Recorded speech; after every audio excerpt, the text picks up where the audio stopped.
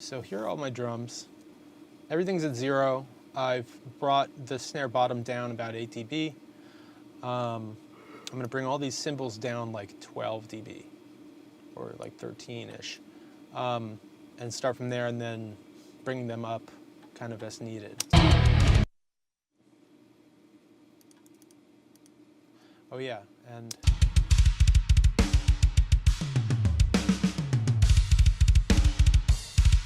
that's what we have. Sample's a little too loud. I'm going to bring that down about 5 dB.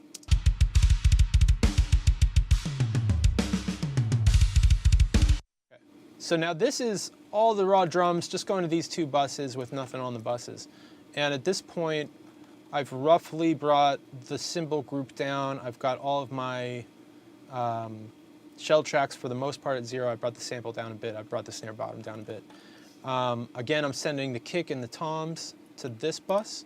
I'm going to send the snare and the cymbals to that bus. The reason I do it is because of the compression and saturation that I'm using on the drum buses themselves. So first, I'm going to put on this focusing equalizer. And again, I've got my own little preset that I've made, Carson drums, and it's really not much going on here. This saturation knob is the bulk of what this plugin is doing. And Softube makes a version, or plugin that's a standalone, just this one knob. It's just saturation, and that's cool. I like the focusing equalizer because you can carve a little bit more stuff out, or not carve it out, but enhance certain frequencies, and it's very musical. It sounds very cool. I've got this, the equalizer type is passive or active. It's just a different flavor. I've got it on passive. I keep the saturation type neutral. I guess you'll probably be able to hear more what it's doing on the cymbal track if we start with that. So I'm just going to solo that out.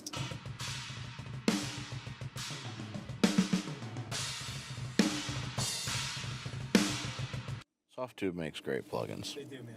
There. I said what I had to say. I've never used anything that Softube has made that I didn't instantly like. They just make plugins that sound awesome. They are super accurate models of, you know, what they're modeling, and they just always sound good. I love Softube. Give me some free stuff, please. No, I'm just kidding. So this is cool. Basically, the way this works is you've got your low and high cut, and depending on where you have these things, these controls will change. That's why they're called variable bands. So I'm not doing anything too drastic. You know, like if you've got this here and like this here, these 3 frequencies will be a little bit different within this. But with this setting that I'm using here, I'm really only going in a bit. So there's not anything too drastic that's changing about these. And all I'm doing is boosting a little bit of this high.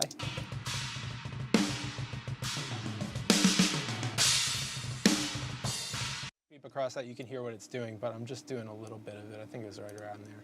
Yeah. So the saturation knob does a lot.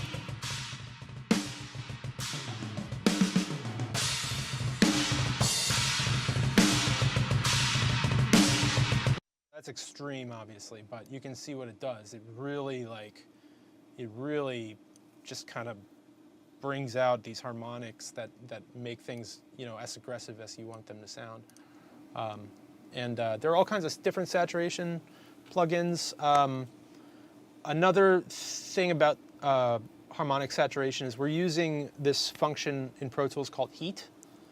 I don't know if everyone knows what that is. It's just it's basically every track has a really simple option to toggle on or off and pre or post this harmonic saturation processing, and they've got a little knob. It's just a feature of Pro Tools after a certain version, I think. We're still on 10, of course. I was not aware of this. Yeah, so what this is and you can bypass it, you know, make it active, whatever. But you've got 2 controls, tone and drive. I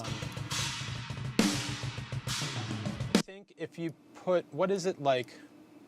It's odd to the order right and even is order. odd, yeah, odd order But the harmonics. left odd? I don't remember. Something like that. I don't know all the science guy talk about it, but I know it's. You remember that plugin Crane Song Phoenix? So it's the same guy who designed that plugin. I forget what his name is, but he worked with Avid together and developed this heat thing, which is basically just the same thing. It's just you have an option for it on every track. And I have it on in this session. There's some stuff I'll get to later where I'll bypass it because I don't really like it on clean guitars a lot or bass. But for drums, it's really cool. And I go back and forth on using it. I'm using it on this, and I think just basically that's with it zeroed out, and I'm doing one notch above 0 on the drive. Indicator here, this little light graphic tells you how much you're hitting it. Each track has its own little indicator, so you can see I'm really hitting it hard, but I don't want that much in there.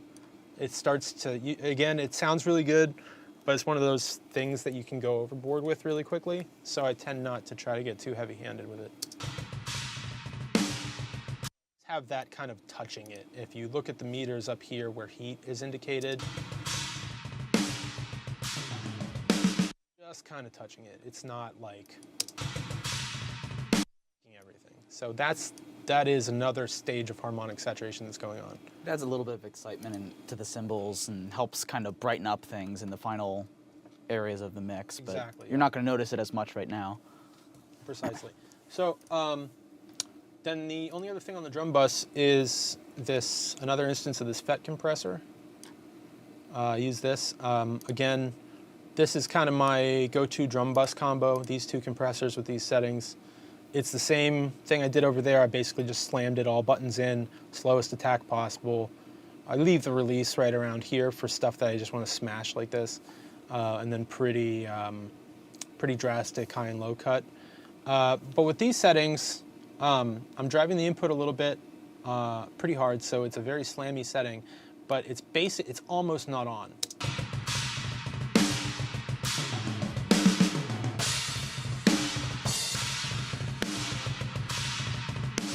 With it all the way on. This is just the snare and cymbal bus.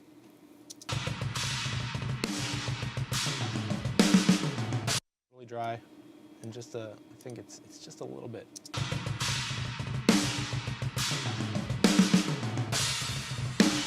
So that's what that sounds like with these two on the bus. I'm going to bypass these just to show you what we started with.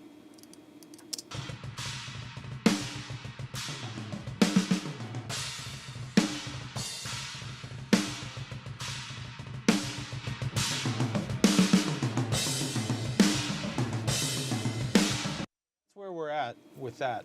I'll note, as you'll notice, I turned that whole cymbal group down pretty significantly, and then the shells are pretty much at 0.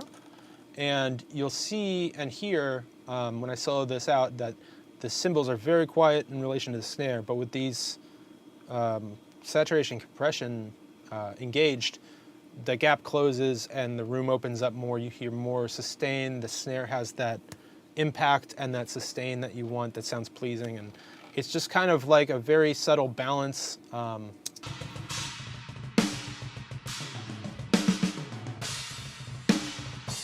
know that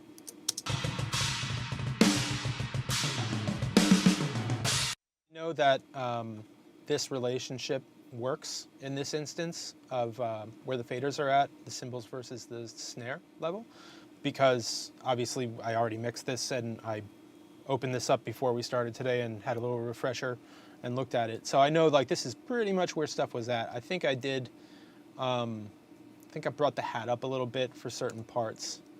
Just overall, just because it wasn't loud enough. But again, I'm trying to just kind of balance everything out and make it hit the compressor a certain way so I get the sound and impact I want out of the snare without the cymbals taking over.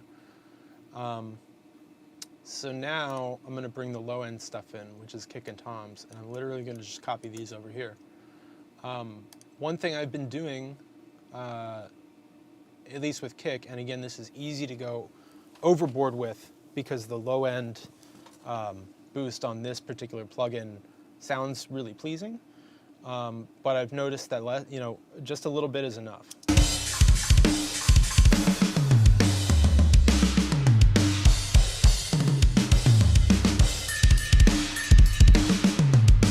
Extreme example, obviously, but I like to, on just the kick and toms bus, I like to boost the low on this plugin just a little bit. Be careful because of like double bass parts. You don't want it to get too much low end build up, depending on how fast he's playing. But at this point, I'd probably just gonna step back and kind of try to listen to the drums as a unit, and then do any little details that need to be adjusted. I'm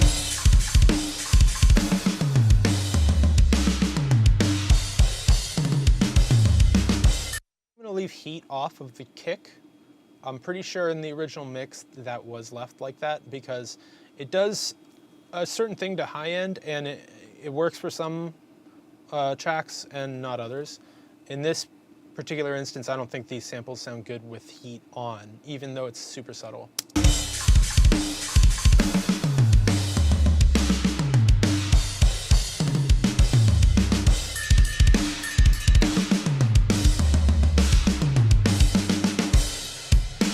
Back to this, what I mentioned earlier, sometimes I'll go in and boost between like 60 and 80 on kick just to give it an extra little push if it needs it.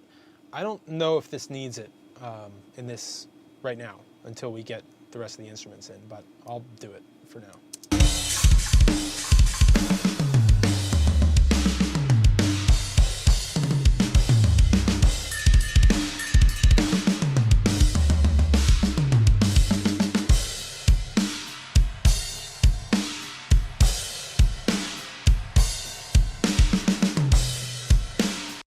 So that, really coming together. yeah, so that's kind of, that's kind of the overall picture of where I try to get it when I'm focusing just on drums at first. And then obviously things will start changing and have to be tweaked a little bit as the other elements come into play. But as a starting point, I think this is pretty much where I want it. And I'll go back over this reverb thing, because that's the only other plugin that's on. I guess I already kind of talked about it. But yeah, just this section here is got this reverb automated on for the snare. So you can hear that now in context with the rest of the drums.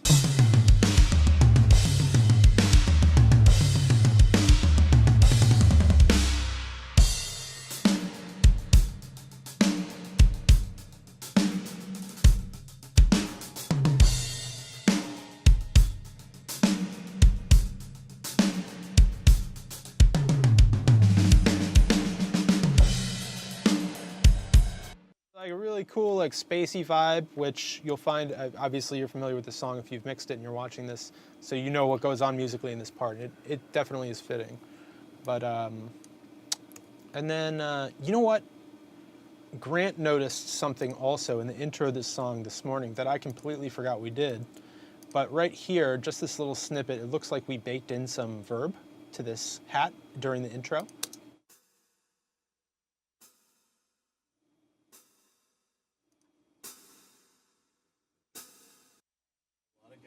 That way loud in their mixes. Oh, really? Yeah. Yeah. This is more of a, it's super subtle. The ABR I found in their parts that aren't like slamming, like really like aggressive heavy, when they go into the other sections of their songs that they frequently do, it's all about the subtleties I found, because JB has a way of writing music that is so calculated and so well thought out that I find myself like, all right, well, what if we, I find myself like starting to try to like boost certain things over other things of elements that he's thought up. And most of the time I find myself, redoing that because more subtle relationship between all the different elements is better because they all work together in such a certain way that is really just part of his songwriting style. So yeah, in this case, this is pretty low in my mix, I think. I have it jacked up right now so you can hear what it's doing, but it started out like this. So yeah, baked that in a little bit there.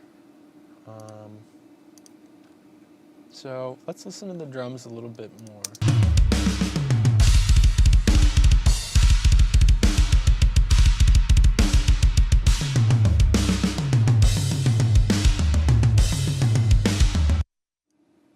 Skip to a different type of part. Let's see what the end does.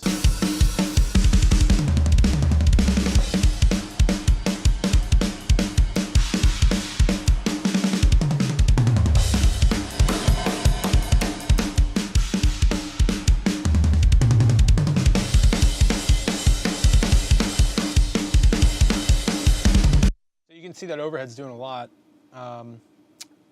Pretty sure I have these kind of cranked up too in the original mix.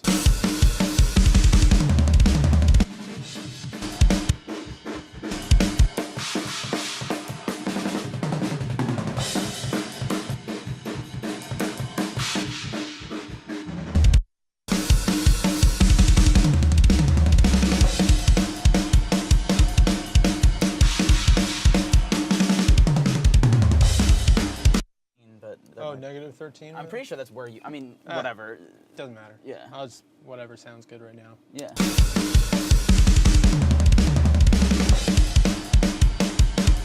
This overhead that low? Yeah, I believe it was the hat and the China you had up to like 9. Oh, did I? Okay, all right. Well, interestingly enough. let's do that. I obviously spent time Yeah. working that out in the original mix, and that, you know, I guess I'll just reflect that.